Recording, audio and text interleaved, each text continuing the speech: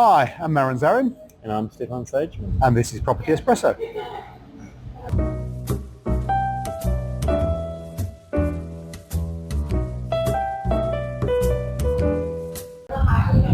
Stefan, Yes. you've been very busy recently. Flat out. That's good. And you were telling me about a show that you were hosting on the weekend. Yes, it was a hypnosis show. Oh, okay. And you made somebody fall in love with a broom. Yes, it was an interesting scenario, what you can do with the power of suggestion in the mind. So be careful when you're sitting next to Stefan. I guess the other thing to, mention is that you're taking your business of hypnotherapy national. That's right, as of 1st of January, we're going national. So you'll be able to get the help that you need online all over New Zealand. That's great. And how would that work? Would it be through That's through Zoom. Yeah. Okay. Yeah. Which is still face to face, and you get what you need when you need it, wherever you are. That's right, and you're only speaking with me, you're not speaking with anyone else. That's right. Stefan, today's topic was, I suggested trust, and Stefan came back, trust in busy times.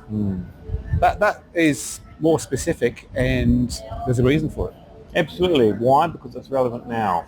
As we enter the busy periods, especially around Christmas time and New Year's, everyone's busy. Doesn't matter who you are, doesn't matter what you do, doesn't matter if you're starting real estate or if you're simply doing other stuff. You're constantly busy at this period of time. And so you're probably wondering, how do I develop trust with my clients during this busy period? If I'm very busy, how do I not sweat the small stuff when I'm going from extreme to extreme? And also missing things. That's When right. you're busy, you tend to overlook certain things. Communication's the key, isn't it? Absolutely. Communication is essential. But also I figure along with communication is to really get inside your client's head. What I mean by that is understanding how busy they are, what is it about them that's busy, and then parallel yourself to that busyness. Absolutely. And what's important to them at the end of the day. Absolutely. Because if you're dealing with them in a way that isn't really addressing those important notes, then you're not really going to be helping them, you're going to be helping yourself. Just like what we've talked about with pain versus pleasure, that absolutely people are very busy, and some people see that as pain, some people see that as a challenge. So if your clients see that as a challenge and they're really enjoying that, but they are busy, but then you interpret that as pain, you're not going to connect on the same level. You're not going to be able to build that rapport. You're not going to be able to keep going. And that's why that is so important, to identify how they see that busyness that they have over this period. Is it a challenge for them? Is it painful for them? Or is it exciting because it means more business for everyone? It's up to you to find out that information. And the sooner you find out that information, the sooner that you can create further work from that, further rapport from that. I was reading a little bit about this, and there's been studies done on how long it takes to build trust with somebody and how quickly you can actually lose that trust. And some studies show it takes roughly 7 months sometimes to build that trust, and you could lose it in half the time. So Less than half the time. Less than half the time. Yeah. It depends on what's caused the lack of trust. You can lose that trust literally within a second. Yeah. It doesn't matter what industry you're in, doesn't matter who you know or what you know, you can lose that trust instantly in a second. That's why it's so important to invest in building and trust with yourself, but also with your clients. Absolutely. I guess the longer you've known somebody personally, the more you've developed that trust without even realizing you've developed it. Yeah. Some things, they do take time to develop. But it's that initial stage of, how can I trust this person? Yeah. With that in mind, with business, if 2 or 3 agencies are looking for the same clients or prospective clients. Building that trust is really important to gain that business, and being in that mind where you're showing a lot of sincerity and empathy is important. Really checking your ego at the door. Because I think that there is that fine line between being a bit too, having too much empathy, and still having that connection with people. It's about finding out what your line is, and then maintaining that through that trust period. Yeah.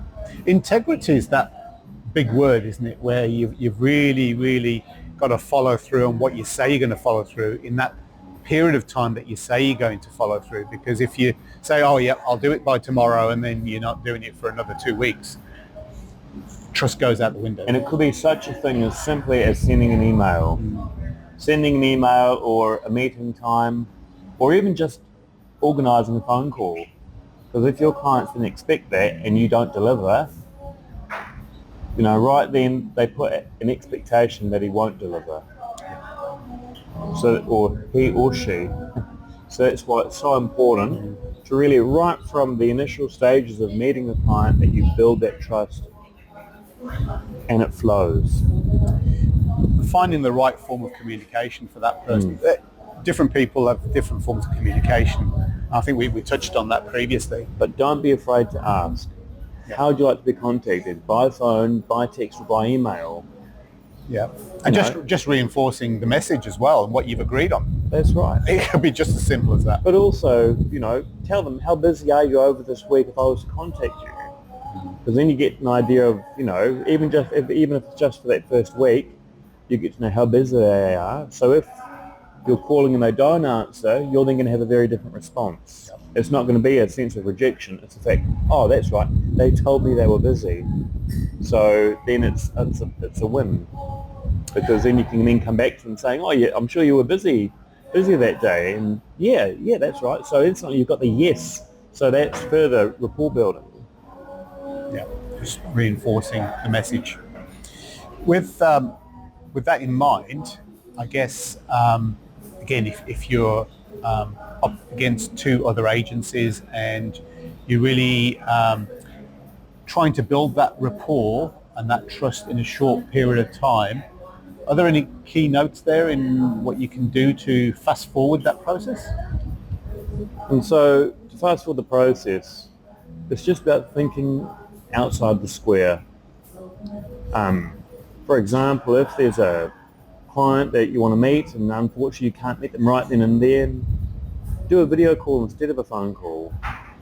So that way they can actually see you face to face. Or it's the same thing, if you've booked a meeting with a client to discuss about a house, video call them and tell them that you're really excited about seeing you shortly. Just those little details go a long way, because that's how you further build that trust.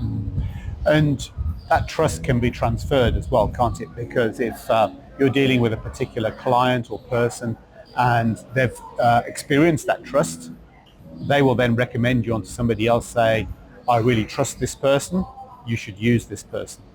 And the resistance is right down to a minimal when that occurs.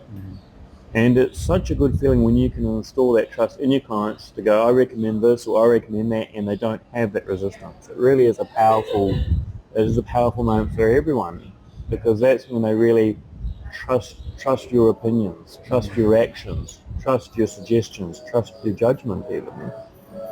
Mehran, should I buy this house or should I buy that house? Or should I do this or should I do that? It all is language, it all is communication in the right way. Absolutely. There's so much noise out there, people on their mobile phones, so much communication that isn't warranted, and just putting all that away when you meet people face to face is more important than meeting them on social media or texting them or trying to call them.